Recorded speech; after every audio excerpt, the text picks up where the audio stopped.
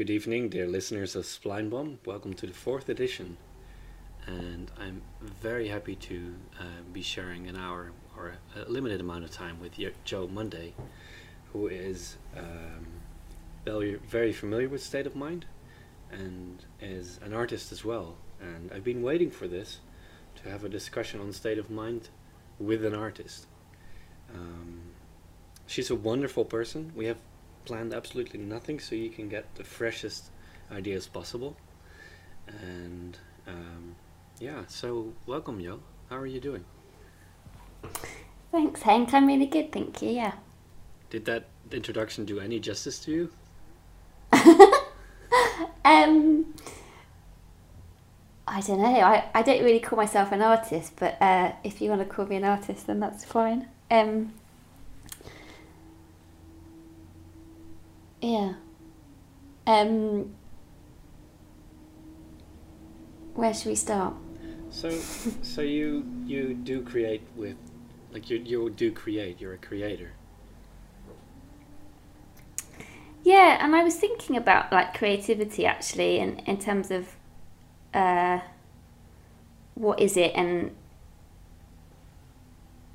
I create video content, so I usually create live action, sort of short online video content for people's websites, for people's businesses, and so I actually create something physical, but actually everything is a creative process. Like there's nothing.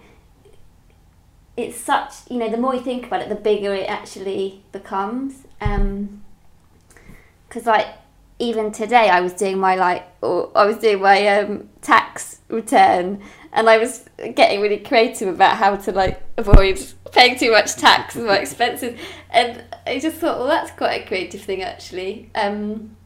Thinking of all the different things that I could claim for. So I suppose it's anything where it's just fresh ideas, isn't it? Sort of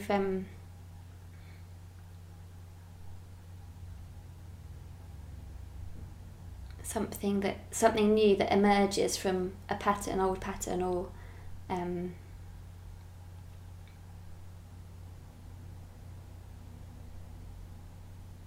it's just, life is a creation. Your life is a creation. And I suppose artists are more conscious of the creative process, but everyone's doing it all the time. And I think it's good to be conscious of it, have a think about how it works, but actually it's just going to happen anyway, isn't it? So you're saying there's basically no such thing as idea block. You always have ideas coming up. Like there's writer's block or a deadline block, or you're trying to come up with an idea and you feel like it's not coming, but you're basically Are you basically saying that there's the whole life is a creation? So there's a normal person actually rarely runs into a lack of ideas.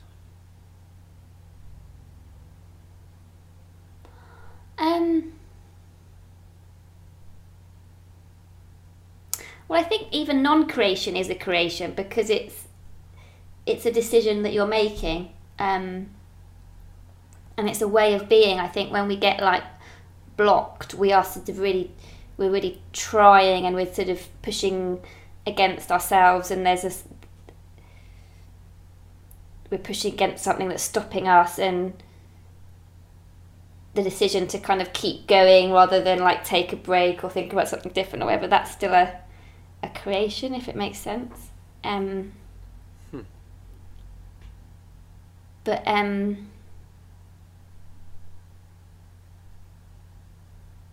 suppose what's new for me is that I never really thought about how I was creating or the patterns that were coming up for me, and I was just kind of churning out quite a lot of video content, and sometimes I'd get really stressed about it because I couldn't think of the idea, and then sometimes it would be fine and an idea would come really quickly. But then I sort of started to I started going to workshops and personal development seminars and things like that, and I came across Jamie Smart's work, who was pointing to a kind of understanding of how the mind works that really resonated with me. And having done a year's course with him and into my second year now, I've really understood my own patterns in terms of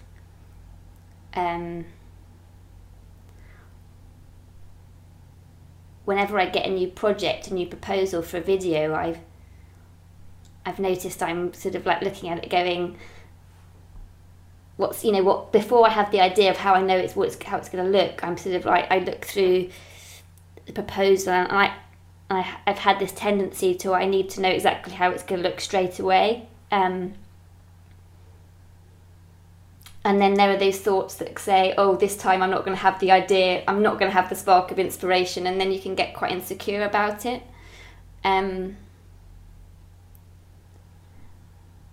And through kind of understanding that you're sort of creating all that insecurity from within, I've been able to really just sit back and really take my time with things. So when a new proposal comes in, when someone asks me to do a video, I'm not pushing myself into this, like this pressuring myself to actually have the idea instantly. And it was sort of this idea of like tension and release, where you get that sort of like creative tension where you're going, how do I do this, and then the release that comes when you've actually think, that's what I'm gonna do. And I still have that, but when I get into that tension of like, what am I gonna do, I don't make it worse by going, I've got to work it out now, or this is going to be the one where I don't have a good idea or something like that. I can just let it go and walk away from it if I need to, or go into it but with less pressure, just kind of go, okay, let's see, bounce some ideas, and it's just much lighter than it used to be. I used to get very stressed about whether I was going to produce a good product, basically.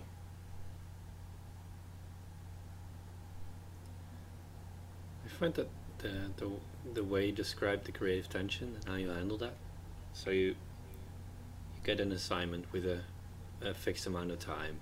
That could be like 5 minutes, or usually it's a little longer. I love it. It almost sounds to me like you take, you see for yourself that the possible insecurities are your own creation, and that there's no need to do that because it's not really helpful. And so it almost sounds like you enjoy that creative tension. It's like, okay, this is the limitations that I have. How can I, or what can I do to move forward?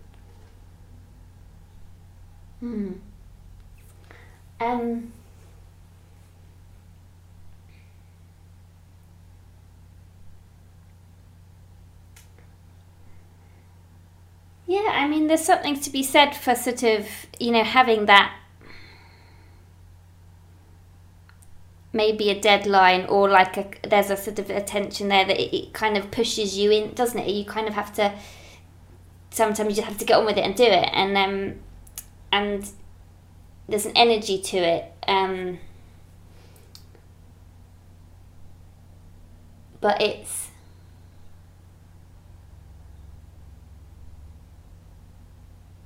I think I've realised that my ideas aren't coming from that tension. My ideas aren't coming from me really pushing through.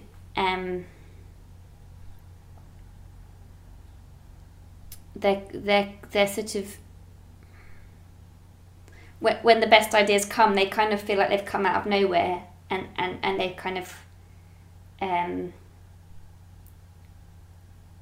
they've just kind of appeared.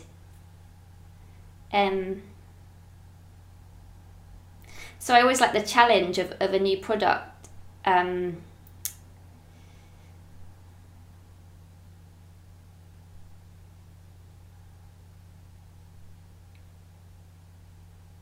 But yeah, I suppose I just know it's not, the idea isn't coming from the tension itself. It's coming from really being present to the moment. And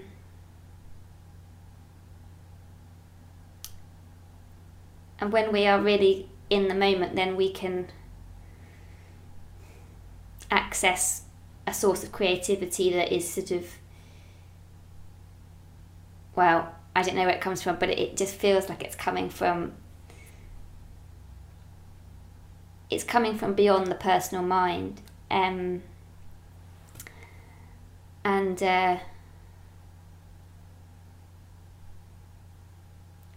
that might come when you're doing something totally different. There's that cliche about, oh, if you're in the shower on holiday, then you have your best ideas. But equally, you can have your best ideas when you are really in it and you're really focusing on the problem, and something happens, and then you know then an idea comes. And I think the example of being on holiday, or really working hard on something, is that in both those occasions you're really in the moment. So when you're enjoying your holiday, you've forgotten all your stress, you're just really in the moment. Equally, when you're really working hard, you're really focused on that one thing. You're not thinking about what you're going to have for dinner or what you're doing next week. You're just really in that, and then that's when there's a flow to life. And so your idea for your work might come from being on holiday. There's no kind of correlation between what you're doing and the topic of the idea, but it all just seems to come when you're really present and just completely absorbed and at one in that moment. Because I like to, I like, if I'm feeling like, oh, I'm not getting an idea, I like to just go for a walk in nature and take myself away from it. But some people really like to kind of go in and puzzle it through, and sometimes the wisdom comes through then. I know when I'm filming, on filming days, there's lots, there's a very strict deadline, and there are lots of variables that could go wrong. There's people I've got to look after, there's people, there's camera crew and people I'm interviewing or whatever I'm doing, and in those moments, which the ideas will come just because you're kind of reacting moment to moment what's going on, because you have to, and so that's a creative process as well. But what I've written, from my work recently with Jamie Smart, and sort of quieting my mind, and realising more about the relationship between my life experience and my thoughts.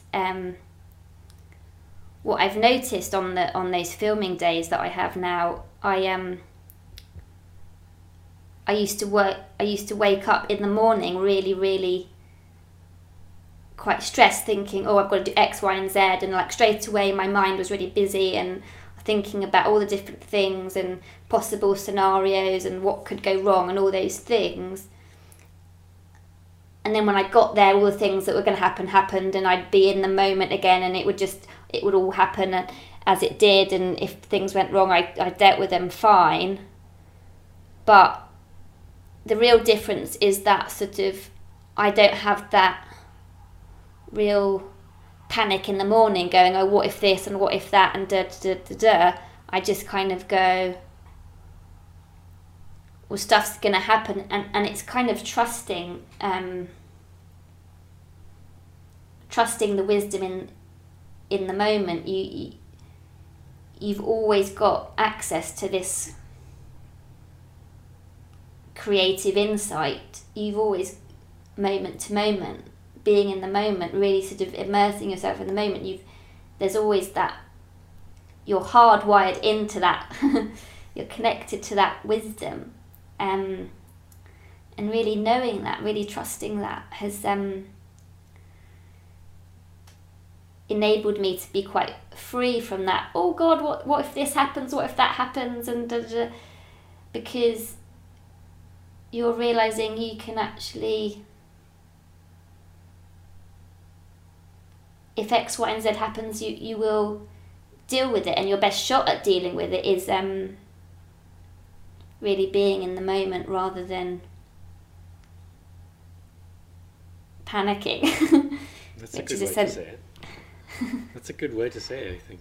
And rather than panic, it's really, I think that's a really simple way to describe where good ideas come from. So when something happens, rather you can panic or be in the moment. No, actually you said it better. The way you said it is more useful to be in the moment rather than panicking. Yeah.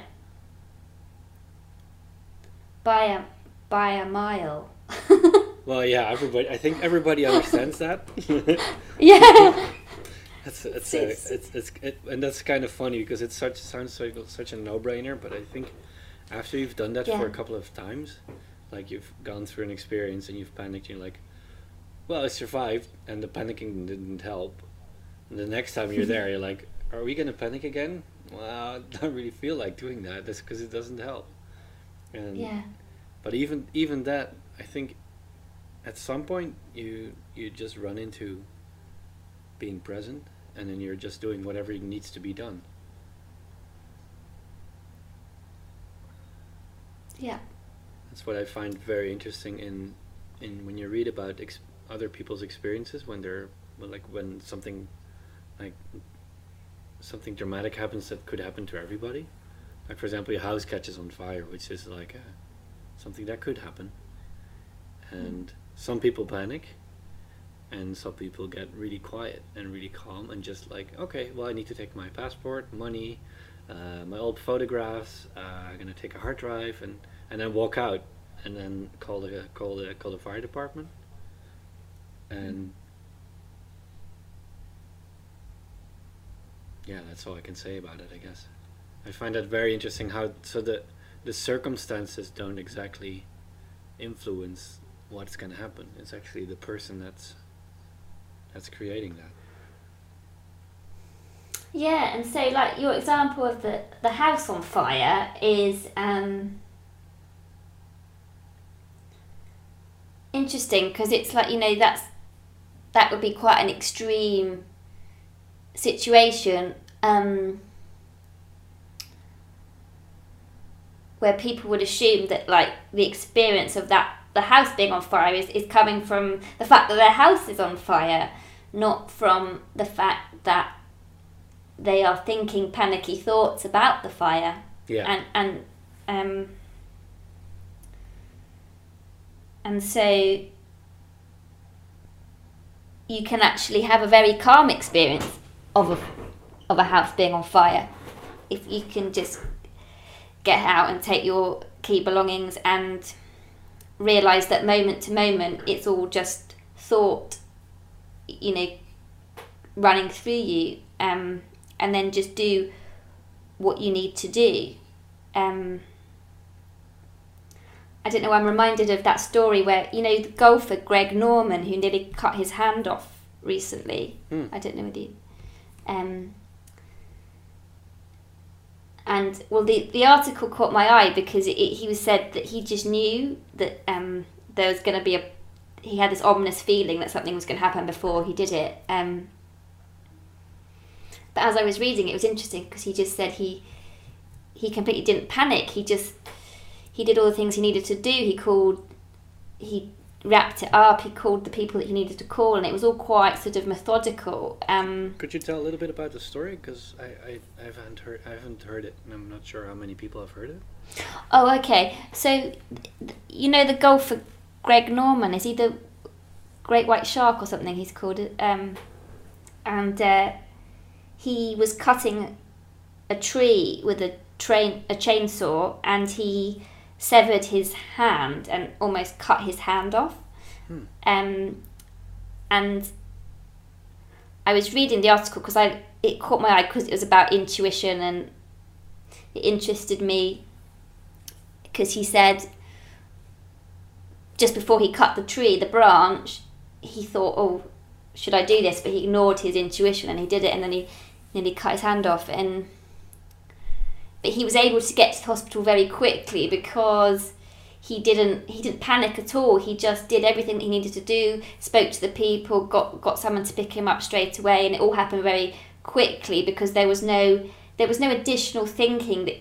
What struck me that there was no additional thinking. He just did exactly what he needed to do, and probably being a world-class golfer probably helped because he's been in those scenarios before where there's been a lot of apparent tension and stress, you know, maybe hitting a shot in the Open or whatever, and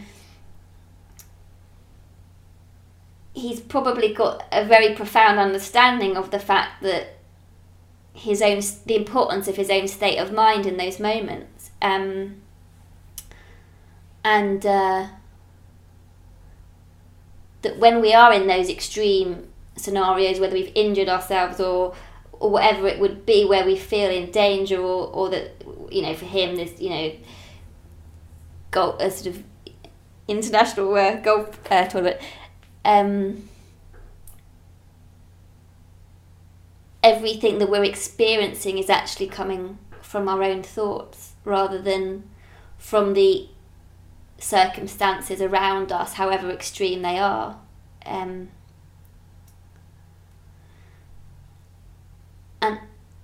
that's really freeing, and it's really I found it's really freeing to really sort of immerse myself in that understanding, because in any moment we can have a new thought and we can free ourselves of any of that stress, regardless of what's happening around us.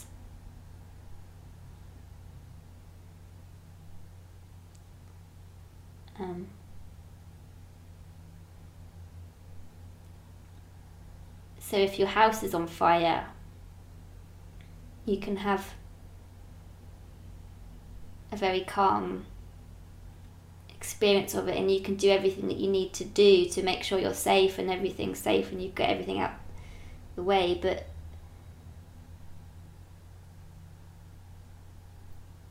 when you have an understanding that your experience of the fire is coming from within you, from your own thoughts, and really kind of knowing that, you know, really knowing that in your body is like, not even from an intellectual understanding, but from a real knowing, it's hard to describe really, but it's just like an feeling. Yeah, we're much more invulnerable than we think we are. And yeah,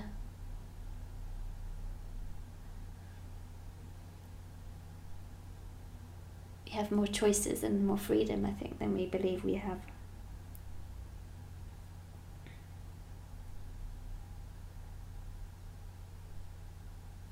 That's beautiful. Jeez.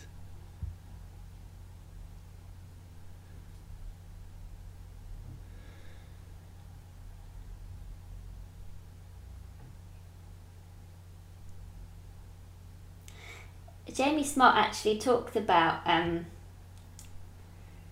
thought being like the principle of thought taking form moment to moment within you is like a fire. So a fire isn't actually a physical thing, it's like a chemical reaction that's kind of burning. It's sort of every moment it's changing, and it's not really real, it's just this boom boom boom boom boom boom. And when you're having a stressful thoughts, it's like maybe the fire's raging or whatever, but it's all just happening moment to moment, and it's all coming from within. And however, while this fire is raging within, you are... There's a presence within you that is more than that thought fire. That there's a presence that is unchanged by that, and I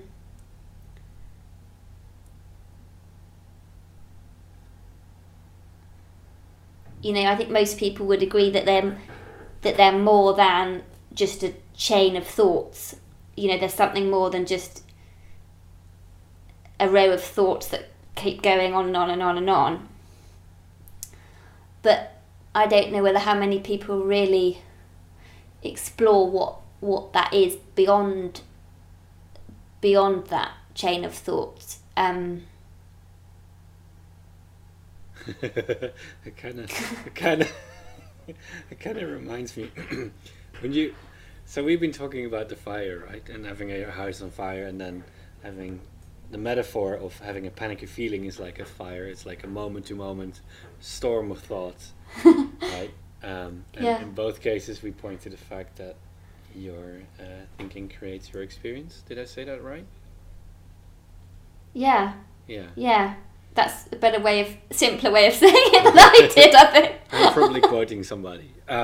So the idea that came up for me was, and I think most people might be able to recognize this, when you look up at the stars at night and the sky's dark and you see all the little lights, it is really hard to not be present.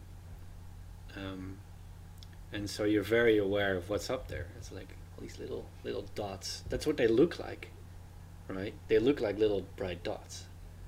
And on a deeper level, you know that they are actually stars very far away. And so somehow that messes with you a little bit, because you're thinking literally. You're aware of the fact that you're just seeing little dots in the sky, but you know that they're not dots. And so there's something that doesn't match up. Because the stars are not dots, they're planets. Which is really messes with your mind in a good way. And and so you I love that. Yeah, and that's why I was laughing, because I got that feeling of like, what's and so I think when a lot of people experience that knowing of like, these are not dots, but I see them, and they're probably not aware of it. And then you realize that you are not your, like on some level, I think you get a sense of that you are not your thinking. You are not, like, your experience of those dots is not you. I think that's the magical feeling you have when you look at the sky. I think that's a really beautiful clue as to, like, your thinking is an illusion in a way. It's not. It's a creation, basically, and I think that's a really nice, weird example of life where you get to see that really clearly. I love that. Yeah.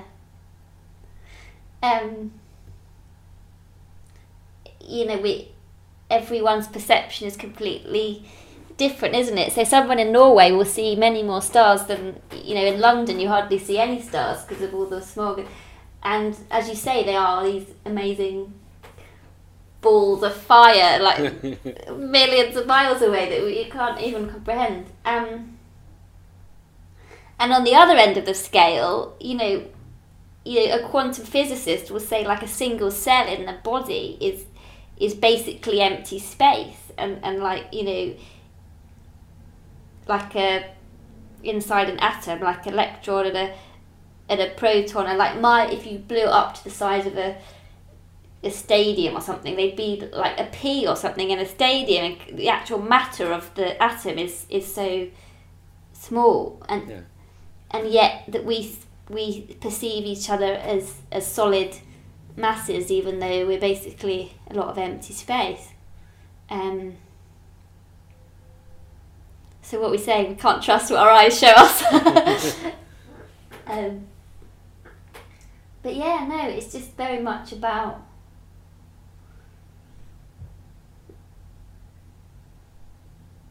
that it's all a perception, and we can change that in any moment. And that's very, very liberating, because when you get caught up in your thinking, you can feel a bit trapped in the situation, but actually you're only ever one thought away from an insight or a more pleasant thought or something that would just change everything. Feels almost like the trapped feeling you get when you're really stuck, like stuck with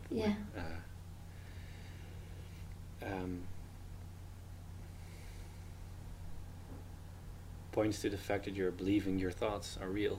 It points to the fact that you are not really stuck. You know this, like you're not physically stuck, and if you're physically stuck, the experience of that is your thinking, and the moment you start like believing that your thinking is reality, there's a disconnect, because you're not paying attention to what's happening in front of you anymore.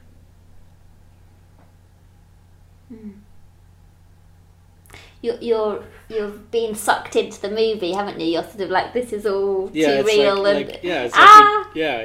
you're dreaming, but you're not looking out anymore. So it's like you're driving with your eyes closed, believing that whatever is going on in your mind is real, rather than looking outside, like, am I still in the middle of the road?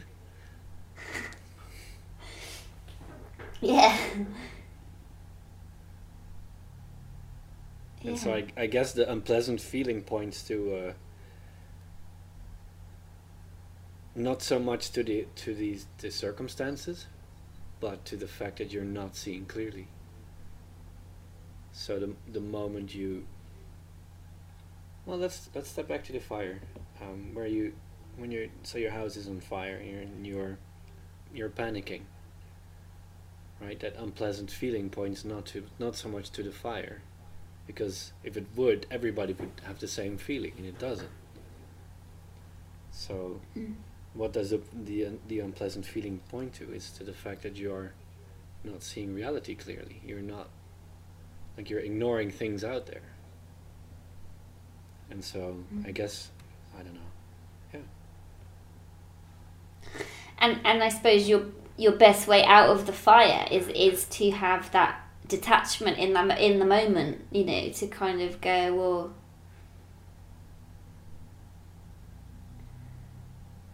probably easier said than done, but to have the ability to have fresh, clear thinking, which comes from the fact that you're present and seeing. And where does that come from? From wherever. Basically, it's new ideas, and I don't know where those come from. Maybe you do, but the fact is, if you're ignoring where the doors are, or the exit, or the current, that's like, there's like in that particular situation, if you're very aware of where you are and what's happening and what you're seeing, you might come up with you might have an insight. It's like, I could I don't know what you can, like people come up with all kinds of crazy solution in weird situations, like unreal ideas to a solution, and those, like, it's a eureka moment, the moment of insight that comes from either not being, I don't know, I'm trying to find out where it comes from, but there's no answer for me there, but being aware of reality is certainly a good thing. And yeah,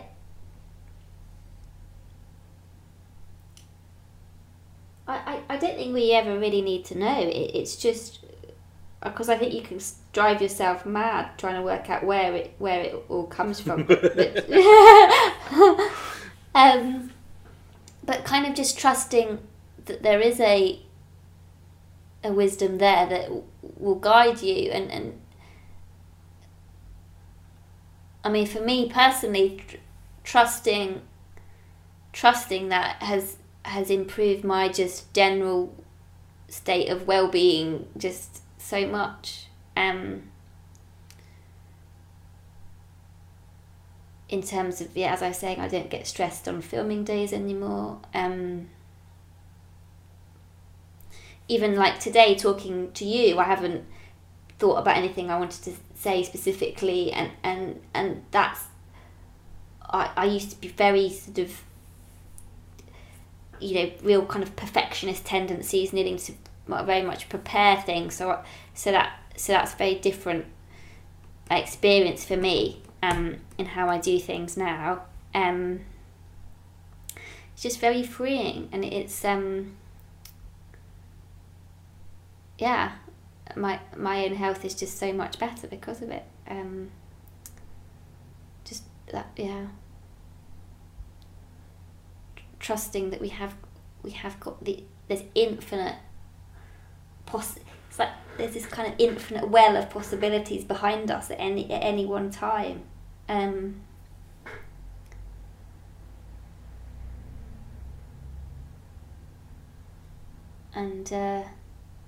that sort of churning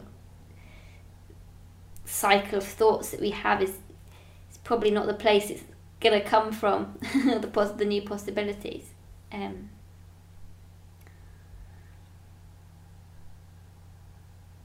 So all the planning I could have done for tonight's call would have come from sort of churning away and getting from my own current way of thinking, and that wouldn't have allowed, I wouldn't have trusted what would have emerged just from letting go of that and seeing what does come through, and I found that what does come through is often much better and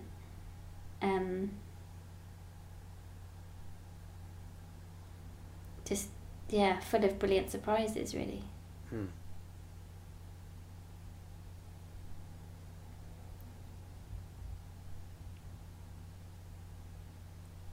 I think that's a great way to say it, to just have the trust that there's lots of brilliant surprises out there, as long as you don't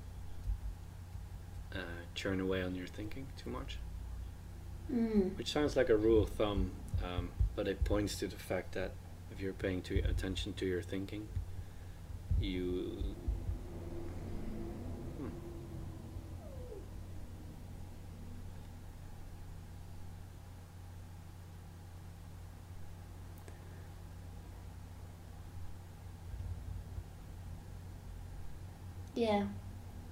Like I don't like saying that there's like a way. The reason why I backed up is because I don't like saying like you should do this or that, which is the tempting thing to do. It's like if you right, and that's because the whole idea is that fresh new insight is usually gonna make things possible, or move forward, or help you out, and so saying there's a rule of thumb, like if you do this and this you're gonna get that and that, is contradicting that completely. Which is frustrating, because interesting at least, the first two calls that we had, and I know this from my own experiences, that I love to, like, I have a deadline, what can I do right now to make it happen? Give me just the 3 steps. And the 3 steps is the tricky part, is they're there, but they're context sensitive, so there's not going to be a rule of thumb that's going to be applicable to every situation. Like even saying you need a clear mind might not be the proper thing.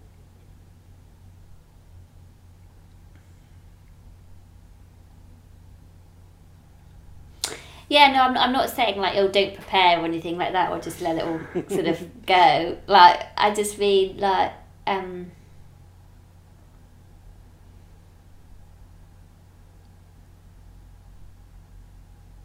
well, for me, it's just about the trust, I think.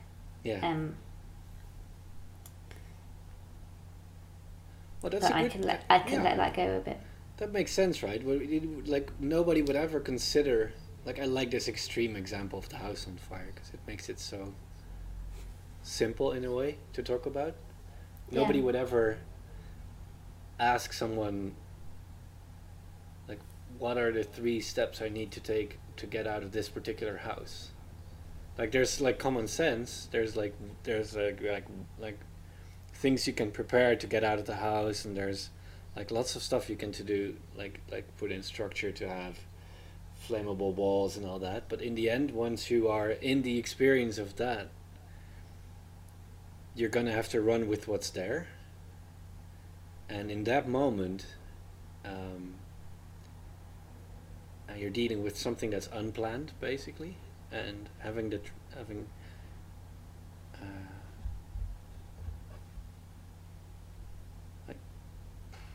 I got myself caught up again. It's like in that, like, just what I wanted to point to, the fact is it would be foolishness to ask for like rules of thumb or pointers to help you out of a unique situation. Nobody would ever do that because it makes no sense. You would rely on whatever insight comes up in the moment, and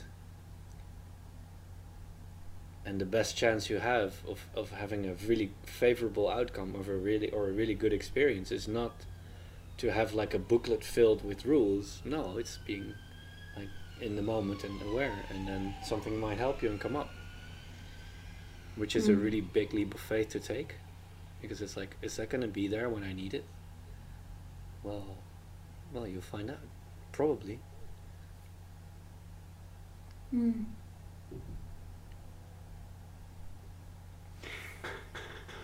Yeah. I mean, sort of throwing the rule book away is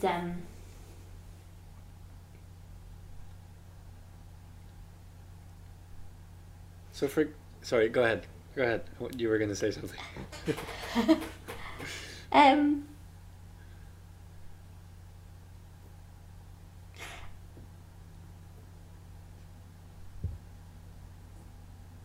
I just think, as humans, we've got all this potential within us, and we sort of almost looking for rules, looking for guidance from outside, and that's like, for those of you, partly the way we have all the education system and all these things. You know what the difference is? Yeah. It just struck me that, like, it's very useful to talk to a fireman about how to get out of a fire, right? And so we're used to that, like, okay, how do I get out of a house? But you cannot prepare for everything. I mean, life is pretty random. I think that's a big distinction to make. You're gonna, like, at some point, or with lots of things, you're gonna be have to rely on yourself, right? And so it's useful to read books, and it's useful to get information and to get insights from other people, but it's essential to have the trust that you can come up with great stuff when you need it. Yeah, exactly. And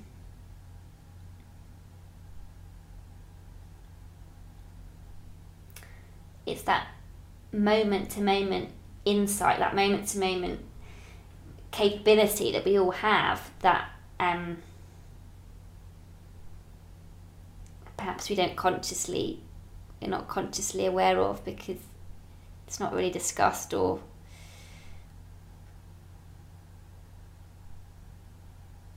when I interview people on camera, I write questions down before often, but then I just put them to the one side, and then I just ask what comes up, and I actually listen to them, and then I respond from what they've said with a different question. So I usually don't use many of the questions that I write.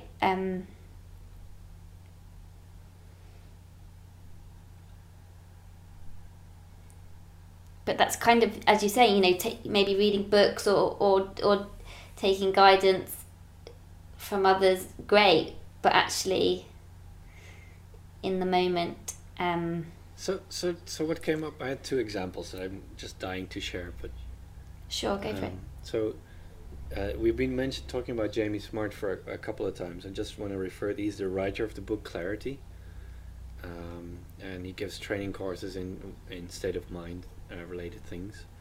And one of the things that he talks about is there's a guy who wrote a book about strategic intuition, and in that he the writer of that particular book looked at like great generals and people like make really good decisions, and they basically would read a lot of information, just get all the what's there out there, like all the stuff that's already known, and then when the moment comes to perform or to do something or to wage a war or to save somebody or to create a great masterpiece, they would let go of all of that, knowing that they already had tapped into what's known already, and the next step is going to require like insights in the moment that come up when you're doing it.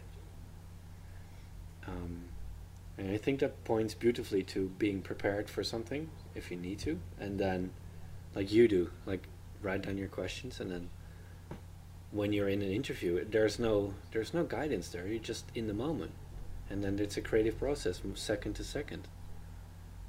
Mm.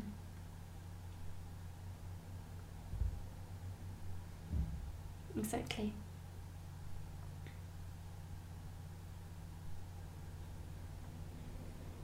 I'm sorry, I derailed your train a little. I didn't consciously mean to do that, but. No, I think we are agreeing.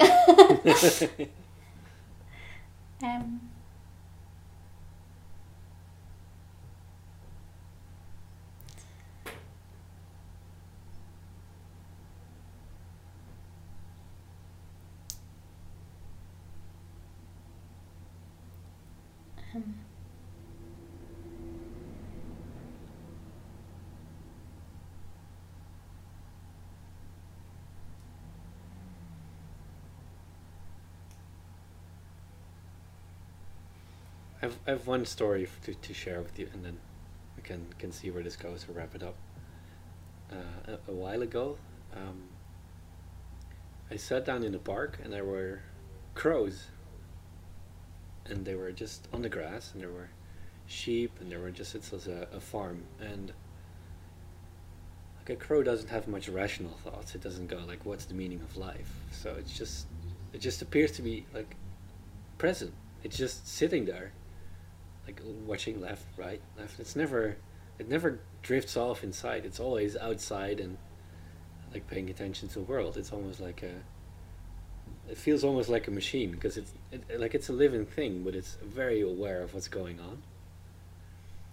And so I was just mesmerized by this crow just sitting there, just like, and it didn't seem to do anything. It was just sitting in the grass waiting for the next thing to happen, like the next second, and then the next second, and the next second, just being present. And at some point I watched the crow do something, and I look up, and all the other crows looked up as well, and I looked to the side, and there was like 200 meters further, there was somebody like throwing breadcrumbs on the ground, and then so the next thing had arrived, and everybody's like, food, and all the crows went up and then flew away. And it was such an interesting thing how crows work, because they're just like I don't know, just watching. Like a normal human being in the grass would be like drifting off, wondering how they're going to avoid their taxes in the best possible legal way, or what to prepare against a fire. And then the crow doesn't do that. It's just a crow.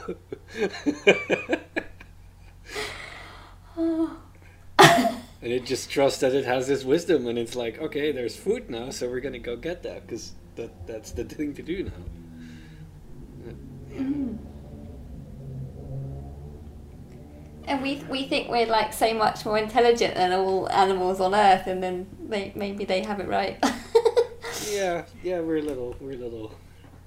I think we're a little struggling currently with it, but once you see, like, there's no need to churn on the thoughts, and there's just the beauty of being present is actually. A really good. It just opens you up to the richness. I think the richness of life and the variety. I think because thoughts can get a bit repetitive, can't they? You know that. Oh, that's the last thing I'm gonna share. I'm for work. I'm train riding. Like, I'm commuting like a lot, not like like up to 2 hours to go and 2 hours to go back. And I used to be so bored with train riding, because I'd be sitting in the train having the same thoughts, and the same thinking would be, oh, I don't like train riding, and it would be like a self-enforcing circle, and I would be just so bored with being on trains, because you're hearing your own thoughts again and again and again. If you believe that to be the truth, you're like, train rides are super boring. They're like, oh, I can't believe how boring this is. And and so at one point I said to a guy, like, I'm so bored with train riding. And he said, so do you like traveling? I said, no, I just like to be in places. Like, I like to be in Paris or France or wherever. I don't like to travel there. And then it struck me, it's like, well, I'm being on the train. So that's being. So how is that, like, I'm not actually even walking. I'm just sitting there. I could be like, it's the same experience as sitting on the couch. And so nowadays I'm like, what am I gonna do today on my couch? And I just happen to be on the train, but virtually there's no difference. I'm just being me, and so I have this, like, a little bit of clarity with that. Like, I'm not so interested in my thinking around trains, and I end up, like, being mesmerized by whatever I'm doing. And so train rides, like, I'm not gonna say I love traveling 4 hours by train. There's lots of other things that I'd like to do more, but they're not boring anymore by any stretch of the imagination, because I'm not in the same train of thoughts. That makes any sense. Yeah, so instead of thinking, oh, what I'm going to do when I get to my destination, or I wish I wasn't on this train, you're actually just more fully immersed in the experience of the train. Yeah, exactly. And it's never the same. That's the funny part. I mean, it looks the same if you believe you're thinking, because your thinking never changes on if you believe just that train of thought. But actually, every second is different. Exactly. Yeah. And that's it. It's just the immersion, isn't it? The immersion into with the real juice of life. It's just really, wow. This ride could be the most amazing. Just to kind of absorbing it all, rather than having a single thought about what I'm going to do when I get there, or I wish it was quicker, or any of those things. Yeah, you're just present. You're not caught up in the past of, like, all the previous train rides suck, or all the future train rides are gonna suck, which is like the same repetitive thought. You're just like, who the hell's this? Where am I? Who's that? What's this? What can I? And then after a while, I just forget, and you get what you described in the beginning, and like an embodied understanding of it, and you're just there being you, like the crow sitting in the grass. And you can just feel blissful on a crowded train. Like, who'd have thought? Yeah, it's funny, huh? And then when that happens, you notice how other people are in their horrible train ride thoughts, and they're like, I wish I wasn't here. And you're like, wake up, don't do it.